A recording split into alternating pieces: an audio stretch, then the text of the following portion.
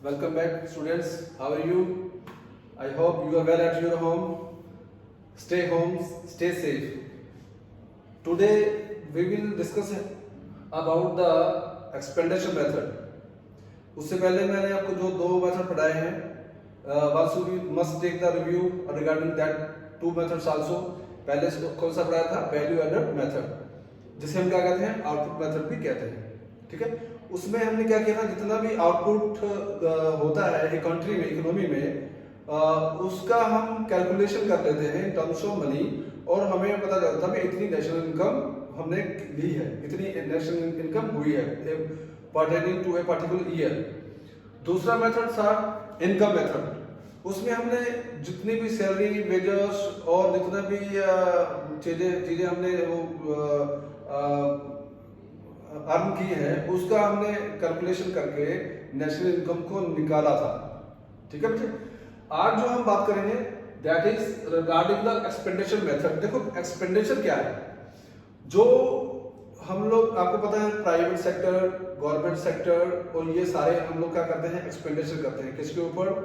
To for on the consumer goods as well as the durable goods, और जो भी और जो चीजें हैं उसे खरीदते हैं, चाहे अपने कंजम्पशन के लिए चाहे फर्दर यूज के लिए. तो इसको जब भी हम एक्सपेंडिचर मेथड से कैलकुलेट करते हैं नेशनल इनकम को, तो हम पूरे जो एक्सपेंडिचर है उसको ऐड कर लेते हैं और हमारा नेशनल इनकम निकल आता है. देखो मैं आपको एक और चीज बताता हूँ. देखो एक बंदा, if a person is getting 30,000 rupees per month, मान लो एक्स पर्सन है, वो 30,000 रुपये महीना कमा रहा है. अब उसकी इनकम को नापने के कितने तरीके हैं. एक तो तरीका ये है, should directly come to know भी इसकी इनकम इतनी है. एक्सपेक्ट वो कितना खर्च करेगा. अगर उसका लगाए 30,000 में वो 10,000 फीस देता है, 5,000 इस चीज पे लगाता है, 5,000 उस चीज पे लगाता है, 5,000 उस चीज पे लगाता है, और 5,000 जो है अन्य जो खर्चे वो करता है. तो आपको पता लग जाएगा कि इस बंदे का 30,000 रुपए जो इनकम है, तभी तो खर्च कर रहा है ना. क्यों?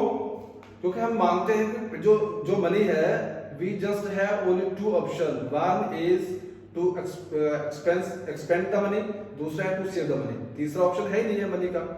तो इसी प्रकार से जितने भी हमारे सेक्टर्स हैं इकोनॉमी में, उनके खर्चे को जब जोड़ लेंगे तो हमारी नेशनल इनकम आ जाएगी. नेशनल इनकम जैसे हम वाई से जनरेट करते हैं, इसका ऐसे भी निकालते हैं, y is equal to c plus i plus g plus e.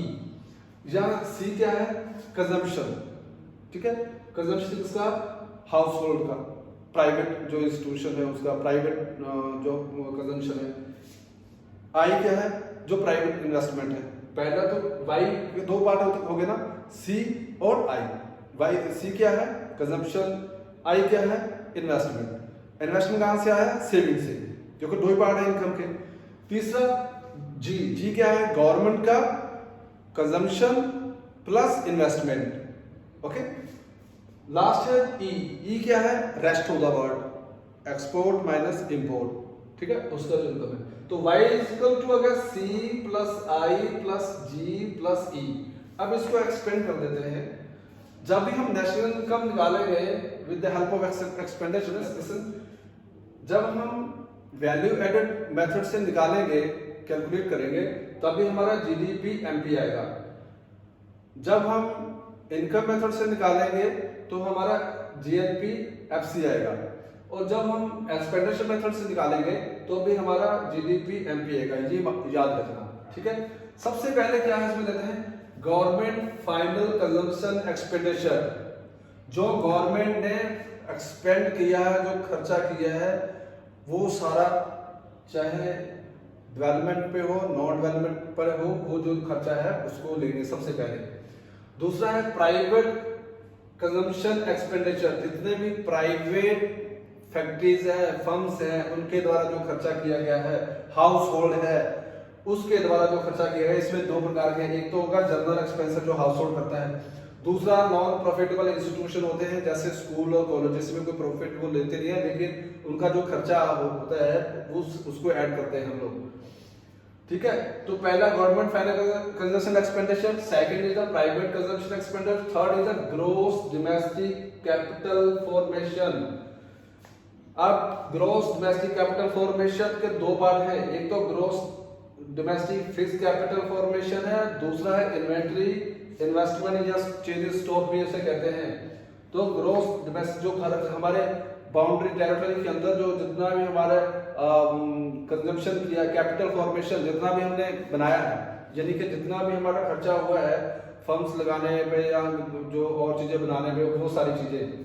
और ग्रोस डोमेस्टिक कैपिटल फॉर्मेशन में हम रेजिडेंशियल जो नए मकान बने हैं या जो चीजें बनाई है हमने रहने के लिए, वो प्राइवेट इन्वेस्टमेंट जो हुआ है वो सारा लेंगे, वो किसमें आता है ग्रोथ कैपिटल फॉर्मेशन में। पब्लिक इन्वेस्टमेंट जो हुआ है वो सारा इन्वेस्टमेंट, नई फैक्ट्री लगी है, जो भी चीजें लगाई हैं उसके ऊपर जो खर्चा किया है। तो अब देखो ये सारे पार्ट हैं एक्सपेंडिचर मेथड के।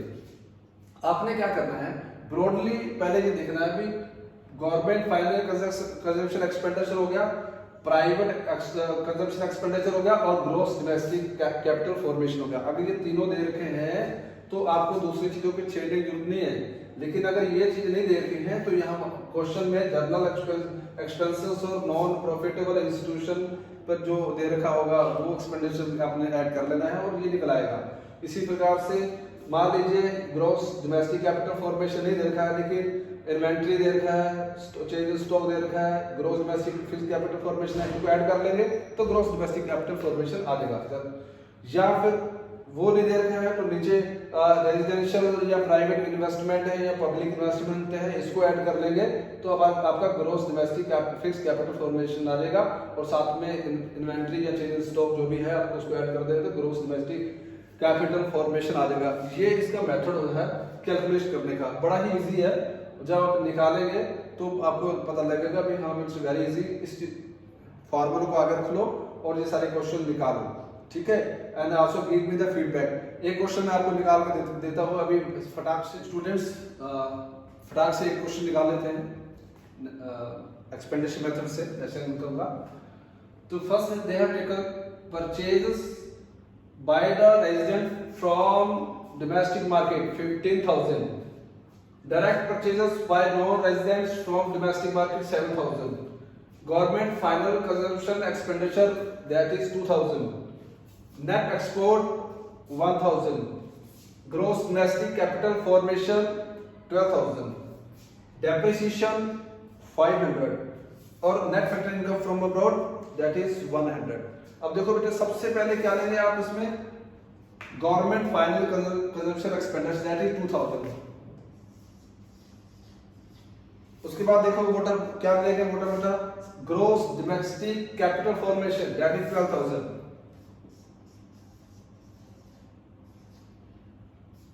प्लस करेंगे purchase by the resident from domestic market, यानी कि ये क्या हुआ प्राइवेट एक्सपेंडिचर हुआ, जो हमारे देश के रहने वाले लोगों ने जो बाजार से खरीदा, जो उन्होंने खर्चा किया 15,000। डायरेक्ट परचेज बाय नॉन, हमारे देश के लोग नहीं है लेकिन कहाँ रह रहे हैं, हमारे ही देश में रह रहे हैं। उन्होंने कहाँ से परचेज किया, हमारी ही डोमेस्टिक जो मार्केट है उसमें परचेज किया, कितना 7,000 का, उसे ऐड करना पड़ेगा।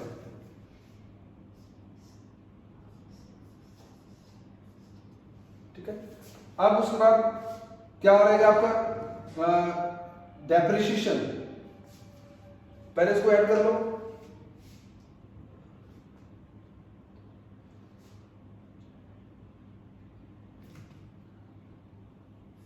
$36,000। ओके। अब रह गया आपका ये आपका जीडीपी एमपी माइनस क्या कर देंगे इस पे डेप्रिसिएशन, ठीक है। कितना आ जाएगा 35,500। अब इसमें क्या रह गया आपका नेट एक्सपोर्ट, नेट कितना किया 1,000, क्यों हमें क्या निकालना, हमने एनएनपी निकालना है, एनएनपी एफसी निकालना है, इसको नेट एक्सपोर्ट को क्या करेंगे plus, net factor income from abroad 100 plus कर देंगे, तो कितना आ जाएगा 36,600।